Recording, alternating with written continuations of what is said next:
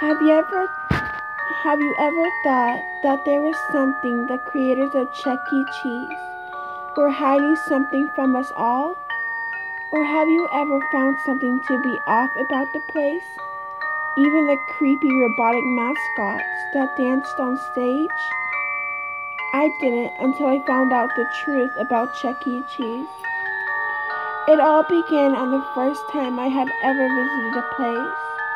I was around the age of 5 or 6, so I of course was pretty ecstatic to go. Seeing all those commercials of kids eating pizza and running around without a care in the world, on arcade games and all the play structure, made me almost get down on my hands and knees to plead and beg my mom to take me. After finally getting her to break, she took me. I was the happiest kid in the whole world.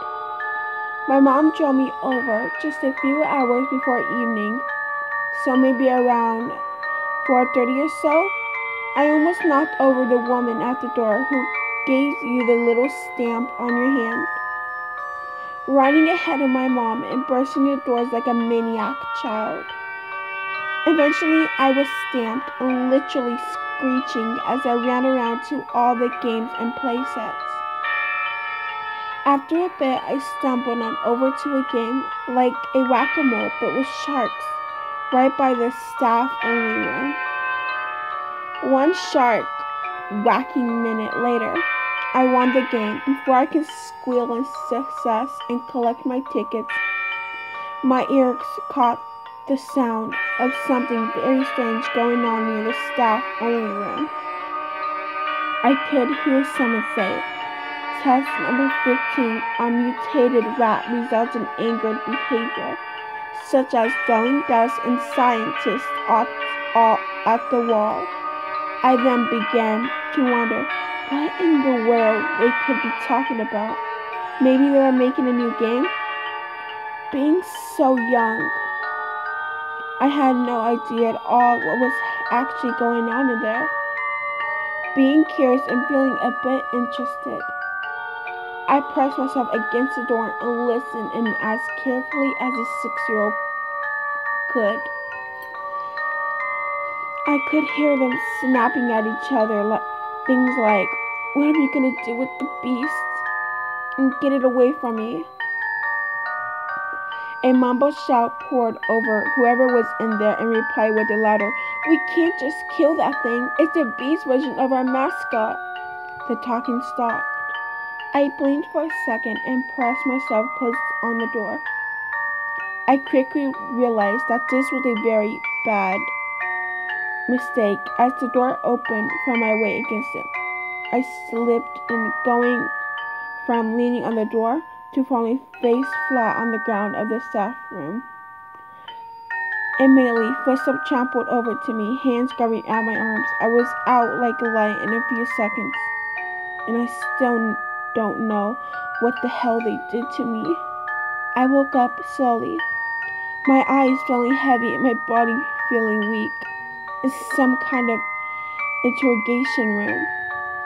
A tall man with a serious expression wearing the cleanest white lab coat I've ever seen before walking towards me out of the blue, like he knew I would be awake, like he knew I was awake.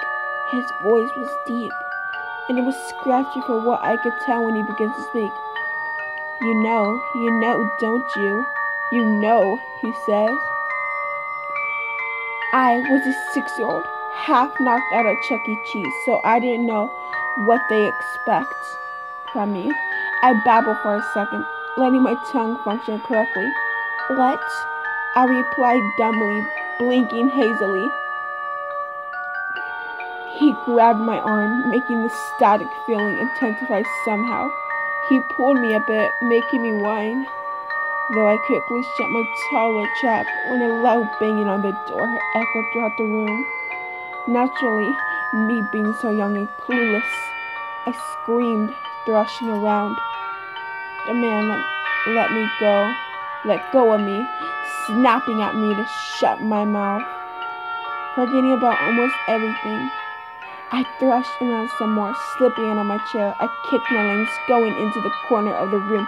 I screamed again, banging my foot against something, making a loud metal clang against my foot. I twisted around and whined down at an air vent. I kicked it again out of scared, hot anger. With another loud scream and clang, the metal front popped off again, letting out a shriek when I heard the man stopping towards me. Out of the noise of clawing metal and banging, I scooted inside, spitting at him. I was scared half to death. I mean, what was I doing here? Where was my mom? He swiped at me for a moment, but quickly pulled his hand back. There was another loud bang, and the man stepped back. Using my tiny little hands, I grabbed the air vent's door and pulled it back, pressing it on the door just in time. A piercing hiss was followed by a shout from the stranger, and the loudest bang on the door. I crawled back, scooting back into the vent. I had to leave, even being so young. I knew I was in trouble. I hastily turned around with a bit of a struggle, slowly crawling down the vent. A loud, manly scream echoed throughout the vent, being followed by more. They were in unison with the sound of cracking and tearing, which I now know was flesh and bone from the stranger. I got out as fast as I could. A small light was around the corner after a few minutes, and I stomped on it. The opening of the vent easily popped open. This really wasn't paying attention to how tightly they were screwed on, were they? My feet stumbled as I climbed out, but were soon trampled to where I saw my mom last, and she was still there with the worried expression on her face. I ran up to her, hugging her tight. My eyes were now glazed with wet, hot tears. I wanted to go home. I just wanted to go home. I want to go home. I whined and complained. My mother gave me a strange look, but put a finger on my cheek. You must be tired, sweetheart. She could pick me up. I clenched my small fist, holding tightly onto her shirt. We walked out of the building. Me being oh so lovingly carried to the car. A distant whir of sirens in the distance became a bit louder and louder, and police cars pulled into the parking lot and skidded to a halt in front of the once amazing and fun Chuck E. Cheese. My mother almost ran to the car and quickly buckled me into my car seat. A couple of hours later, home and safe that night, I walked out of my room to get some water before I went to bed, a habit of me trying to procrastinate so I didn't have to sleep, and my mother was watching the news. The reporter was talking about some kind of mutated rat coming out of Chuck E. Cheese and disappearing down the alleyways. So what happened to the real Chuck E. Cheese? God only knows. But I will never, and I repeat, never go into any damn Chuck E. Cheese for as long as I live.